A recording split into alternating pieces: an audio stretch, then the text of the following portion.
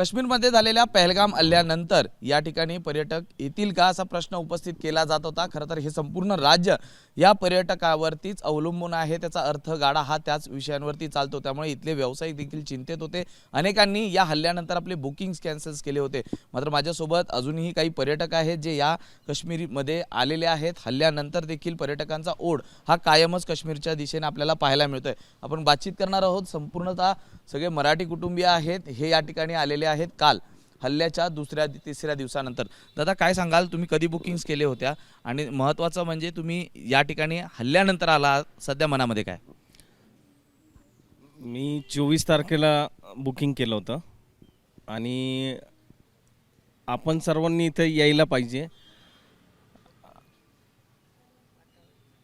इथलं वातावरण अगदी चांगलं आहे, सगळ्यांनी यायलाच पाहिजे इथं फिरायला। आणि त्यांचं जे टार्गेट आहे ते आपण लोकांनी येऊन पूर्णपणे हे केलं पाहिजे। आपण या ठिकाणी मराठी दाम्पत्य आहेत ज्यांचा लग्नाचा 50वा वाढदिवस आहे आणि त्या निमित्ताने ते या ठिकाणी फिरायला आलेले आहेत। आई काय सांगाल?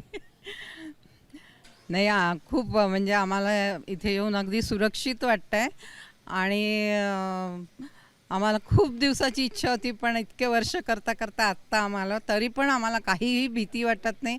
आमचे टूर ट्रॅव्हल्सवाले खूप आमची काळजी घेतात। इच्छा का राहिली होती पण आतापर्यंत काश्मीरमध्ये येण्याची इच्छा का राहिली?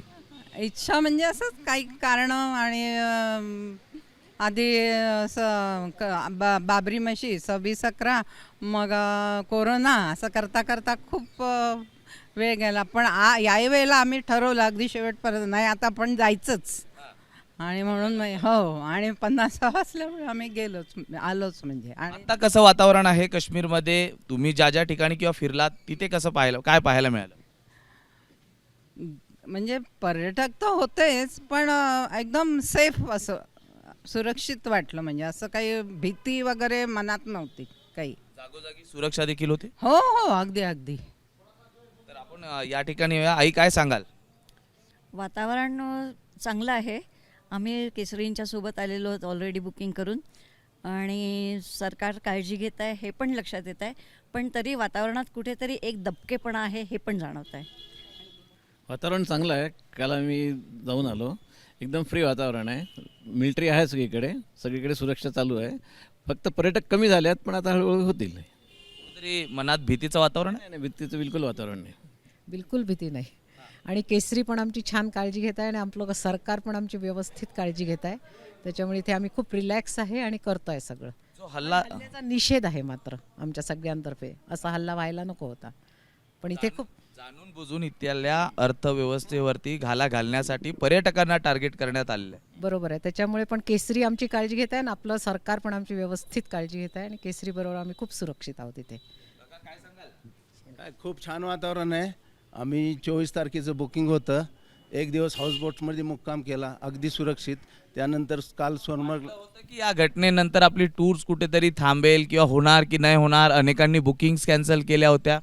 थोडंसं आमच्या मनात पण द्विधा होती, जाऊया न जाऊया, पण आम्ही 2-3 रेफरन्सेस घेतले आणि त्यानुसार आम्ही आमचा निर्णय पक्का केला की आपण जाऊया आणि या काश्मीरचा आनंद घेऊया। आणि आज आम्हाला असं वाटतं की आम्ही घेतलेला निर्णय योग्य होता आणि आहे। काल आम्ही सोनमर्गमध्ये गेलो, थोड्याशा बर्फात खेळलो, त्यानंतर साईट सीन केली। आज आम्ही शंकराचार्य मठाकडे जाणार आहोत। वातावरण बाहेरसुद्धा चांगलं आहे, कुठेही असं दहशतीचं मिलिटंटचं काही वातावरण दिसत नाही। We enjoying it. नक्कीच आपण पाहतोय की पर्यटक या ठिकाणी येत आहेत। पहलगाम हा पर्यटक जर भाग सोडला तो बंद करण्यात आलेला आहे या हल्ल्यानंतर। मात्र इतर ठिकाणी सोनबर्ग असेल किंवा गुलबर्ग असतील, दूधपुत्री असतील, या ठिकाणी पर्यटकांना जाण्यास कुठेही अडवण्यात आलेलं नाही आहे। त्यामुळे पर्यटक आजही येत आहेत। काही जणांना भीतीचं वाटत होती, मात्र इथे आल्यानंतर इथली सुरक्षा पाहिल्यानंतर ते कुठेतरी स्वतःला सेफ जाणवत आहेत आणि घेतलेला निर्णय हा योग्य आहे असं त्यांना वाटतंय। पुढे जर्नलिस्ट अनिल संगारेसह मी सूरज सावंत, एबीपी माझा, श्रीनगर। एबीपी माझा, उघडा डोळे बघा नीट।